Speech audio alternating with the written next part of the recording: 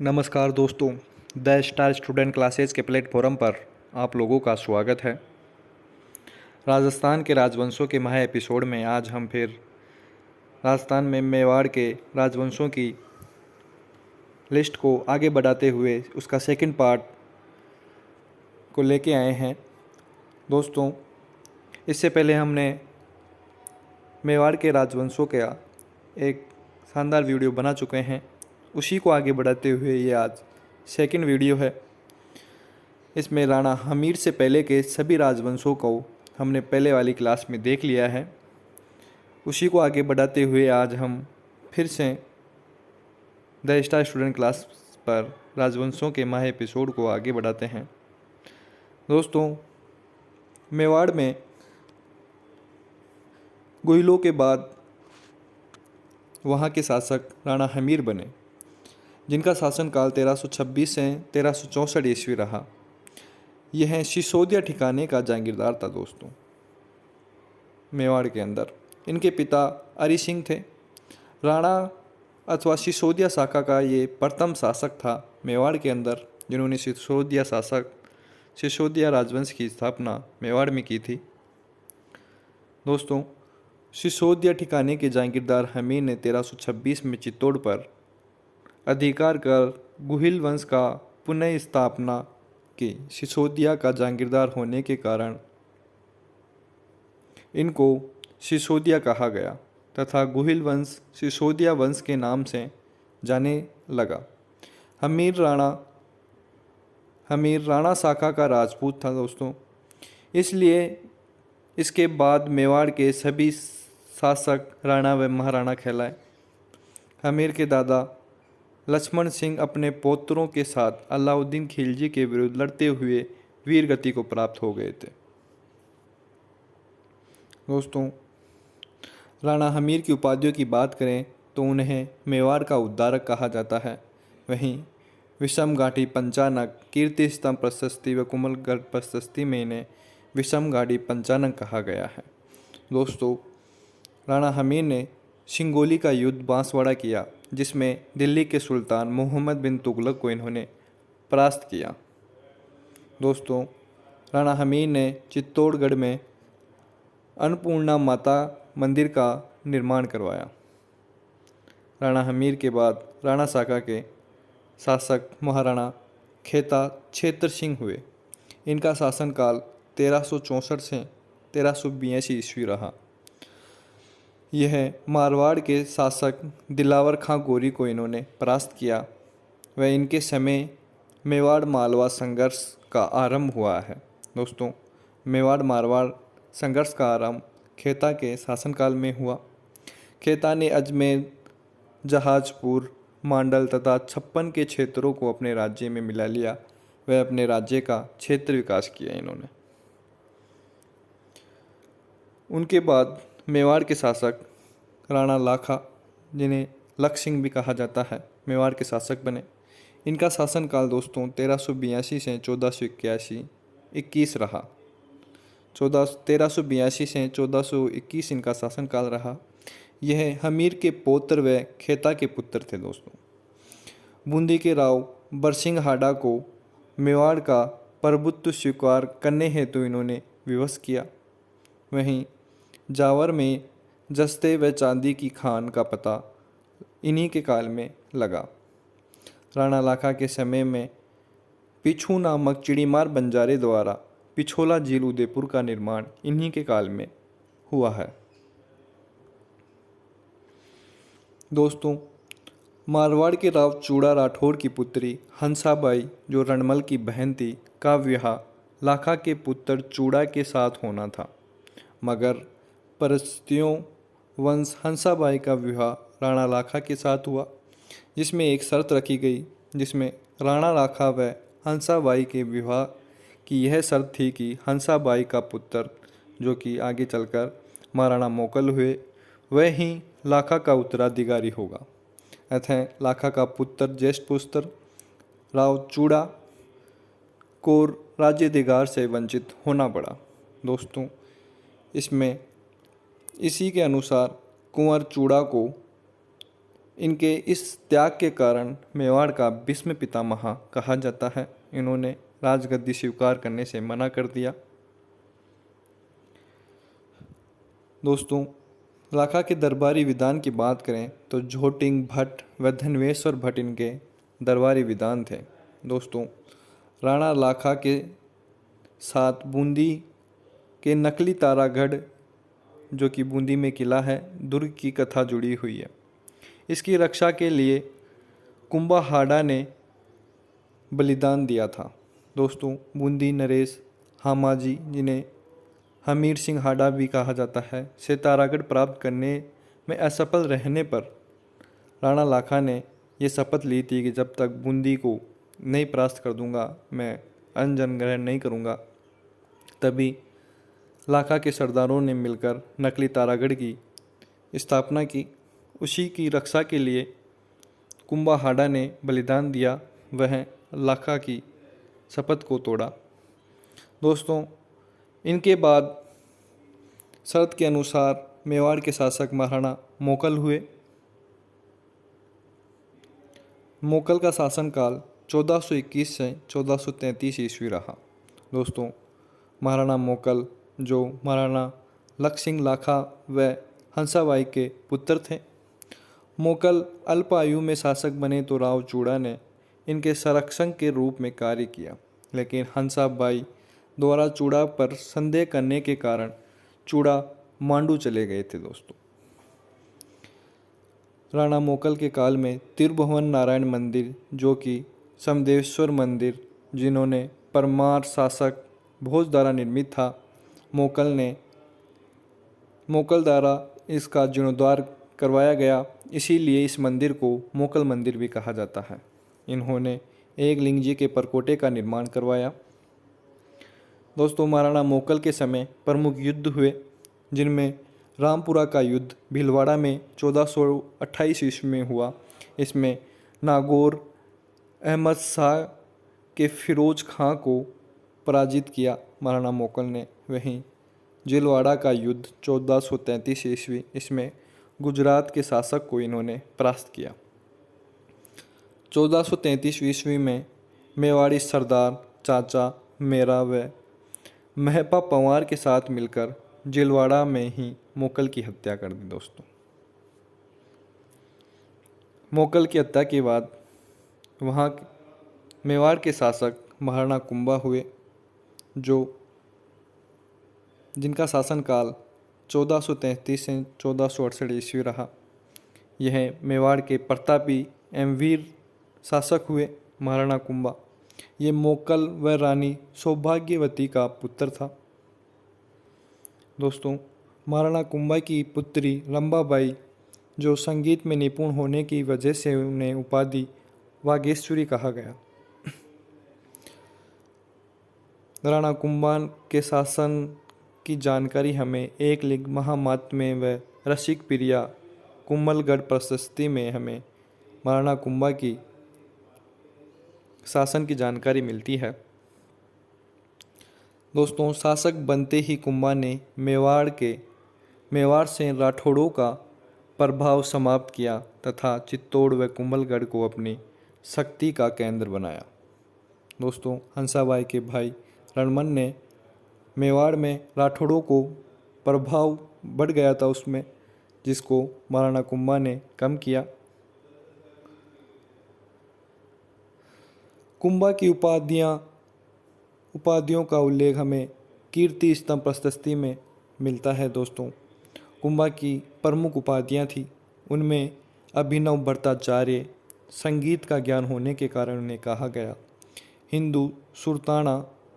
यह हिंदुओं का प्रमुख शासक होने के कारण इन्हें हिंदू सुल्तान कहा गया।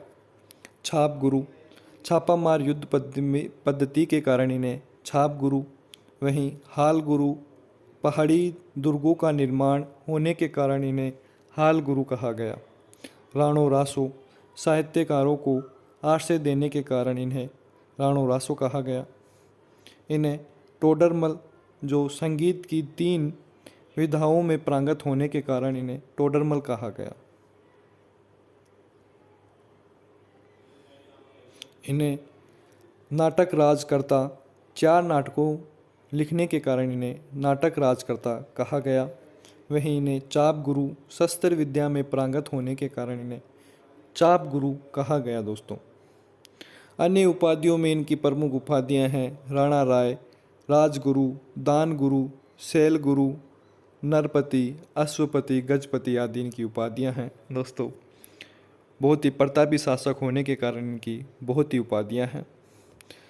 कुंभा के प्रमुख निर्माण कार्यों की बात करें तो इन्होंने श्यामल दास द्वारा लिखित वीर विनोद के अनुसार कुंभा ने मेवाड़ के 84 दुर्गों में से 32 दुर्गों का निर्माण दोस्तों महाराणा कुंभा ने करवाया। इनके प्रमुख दुर्गों में देखें तो कुंभलगढ़, बसंती दुर्ग, भोमर दुर्ग, माचन दुर्ग व अचलगढ़ दुर्ग प्रमुख हैं। 32 दुर्गों में इनका निर्माण महाराणा कुंभा ने करवाया। दुर्गों में देखें तो इनका प्रमुख दुर्ग महाराणा कुंभा का कुंभलगढ़ दुर्ग है। इनके शिल्पी मंडल थे। इस दुर्ग में लघु दुर्ग एक कटारगढ़, जिसको मेवाड़ की आंख कहा जाता है, जो कुंभा का निवास स्थान था। अबुल फजल के अनुसार दुर्ग इतनी बुलंदी पर बना हुआ है कि नीचे से ऊपर की ओर देखने पर सिर पर रखी पगड़ी नीचे गिर जाती है। दोस्तों आप मैप में देख सकते हैं कुंभलगढ़ का दुर्ग। महाराणा कुंभा के प्रमुख मंदिरों का निर्माण भी करवाया, जिनमें प्रमुख है कुंभ श्याम मंदिर। यह मंदिर चित्तौड़, कुंभलगढ़, अचलगढ़ तीनों दुर्गों में इन्होंने कुंभ श्याम मंदिर का निर्माण करवाया। विष्णु मंदिर, एकलिंग जी व कुंभ श्याम माता मंदिर पदनौर में इनका निर्माण हुआ। रणकपुर जैन मंदिर, यह कुंभा के समय 1439 ईस्वी में मथाई नदी के किनारे धनक शाह द्वारा निर्मित रणकपुर जैन मंदिर कुंभा के काल का। व संगार चरवी मंदिर, यह भी कुंभा का चित्तौड़ दुर्ग में निर्मित मंदिर हैं। दोस्तों कुंभा के प्रमुख दरबारी विधान हुए, जिनमें प्रमुख थे मंडल। मंडल ने देव मूर्ति प्रकरण व प्रसाद मंडल, राजवल्लभ, रूप मंडल, वास्तु मंडल, वास्तुशास्त्र, कोडल मंडल धनुर्विद्या से संबंधित था आदि प्रमुख ग्रंथों की रचना मंडल ने की। इन्हीं के दरबार में नाथा हुए। नाथा ये मंडल के भाई थे। इसने वास्तु मंजरी ग्रंथ की रचना की थी। एवं अन्य विद्वान गोविंद हुए, ये मंडल का पुत्र था। इनकी प्रमुख रचनाएं थी उद्धार, धोरणी, दवार, दीपक, कलानिधि, ये गोविंद की प्रमुख रचनाएं थी। अन्य बहुत विद्वान हुए, जिनमें मुनि सुंदर सूरी, टिल्ला भट्ट, जयशेखर, भवन कीर्ति, सोम सुंदर, जयचंद सूरी व सोमदेव इनके प्रमुख दरबारी विद्वान हुए। दोस्तों महाराणा कुंभा जितने शक्तिशाली थे उतने ही प्रभावी शासक भी थे। महाराणा कुंभा की प्रमुख रचनाओं की बात करें दोस्तों, ये इनकी प्रमुख रचनाएं हैं, जिनमें संगीत राज, ये 5 भागों में निर्मित हैं। संगीत मीमांसा, सूंड प्रबंध, संगीत रत्नाकर की टीका, चड़ी शतक की टीका व गीत गोविंद की टीका, रसिक प्रिया, ये महाराणा कुंभा की रचनाएं हैं। दोस्तों कुंभाकालीन प्रमुख राजनीतिक घटनाओं के बारे में देखें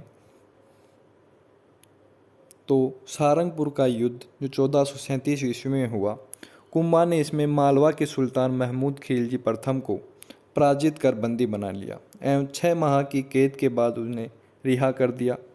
दोस्तों इस विजय के उपलक्ष्य में चित्तौड़गढ़ दुर्ग में इन्होंने विजय स्तंभ का निर्माण करवाया था। कीर्ति स्तंभ प्रशस्ति की रचना कवि अत्रि द्वारा तथा बाद में महेश भट्ट द्वारा पूरी की गई थी। 1453 में कुंभा ने मारवाड़ से मंडोर छीन लिया। यह इनकी राजनीतिक घटनाएं। इन्हीं घटनाओं में आवल बावल की संधि 1453 ईस्वी थी कुंभा के काल में, जो जोधा व कुंभा के बीच हुई। आवल बावल की संधि, इसमें सोजत को मेवाड़ और मारवाड़ के मध्य की सीमा मानकर लिया गया। इस संधि को करवाने का साक्षी हंसाबाई की प्रमुख भूमिका रही। इसमें इस संधि के द्वारा दोनों राज्यों में वैवाहिक संबंध हुए। रायमल संगार देवी की भी स्थापित हो गई। आवल बावल की संधि जो मेवाड़ मारवाड़ के मध्य हुई दोस्तों। इन्हीं के काल में नागौर पर अधिकार किया इन्होंने। नागौर के शासक शम्स खां को इन्होंने पराजित किया। चंपानेर की संधि 1456 ईस्वी में मालवा शासक महमूद खिलजी प्रथम एवं गुजरात शासक कुतुबुद्दीन के मध्य राणा कुंभा के विरुद्ध हुई। चंपानेर की संधि दोस्तों प्रमुख है, कई बार एग्जामों में यहाँ से क्वेश्चन पूछ लिया गया है कि चंपानेर की संधि किनके मध्य हुई, तो मालवा शासक महमूद खिलजी प्रथम व गुजरात शासक कुतुबुद्दीन के मध्य राणा कुंभा के विरुद्ध हुई। लेकिन दोनों मिलकर भी राणा कुंभा को परास्त नहीं कर पाए। राणा कुंभा सिरोही के शासक सहसमल के समय सिरोही पर आक्रमण कर आबू पर अधिकार कायम कर लिया। कुंभा अंतिम समय में उन्माद रोग से ग्रस्त हो गए थे। कुंभा के पुत्र उदयकरण उदा ने ही मामादेव कुंड कटारगढ़ के पास 1468 ईस्वी में कुंभा की हत्या कर दी।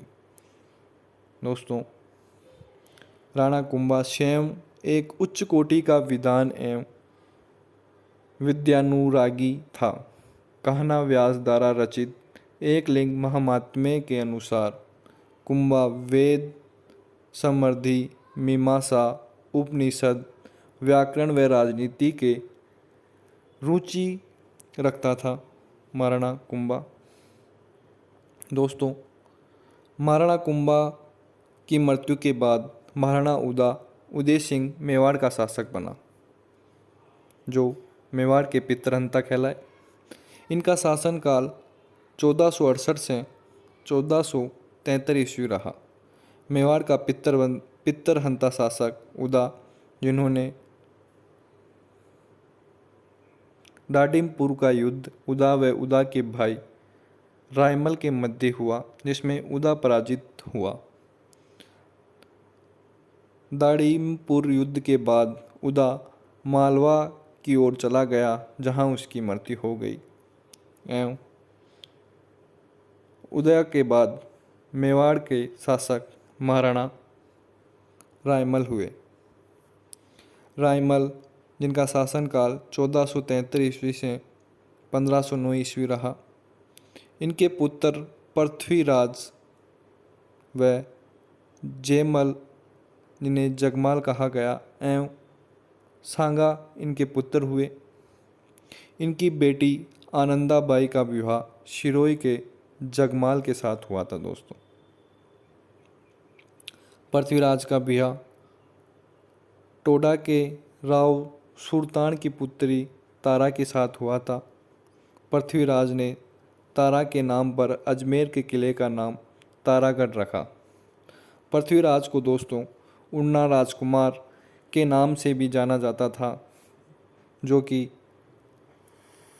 उड़ना राजकुमार इन्हें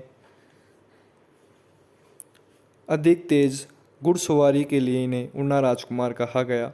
इसकी हत्या इसके बहनोई जगमाल ने विष पिलाकर की थी। जगमाल जो कि आनंदाबाई का पति था एवं पृथ्वीराज का बहनोई था, ने ही पृथ्वीराज की हत्या कर दी। पृथ्वीराज के बाद जयमल के दुर्व्यवहार के कारण राव सुल्तान ने भी इनकी हत्या कर दी। उत्तराधिकार संघर्ष में पारजित सांगा ने अजमेर के करमचंद पवार के पास शरण ली थी। खेती को प्रोत्साहित करने के लिए राम और शंकर नामक तालाबों की रचना इन्होंने की। चित्तौड़ में अत्तूजी के मंदिर का निर्माण भी इन्होंने कराया। रायमल की पत्नी संगार देवी ने गोसुंडी की बावड़ी चित्तौड़गढ़ का निर्माण करवाया। इनकी समाधि स्थल जावर में हुई।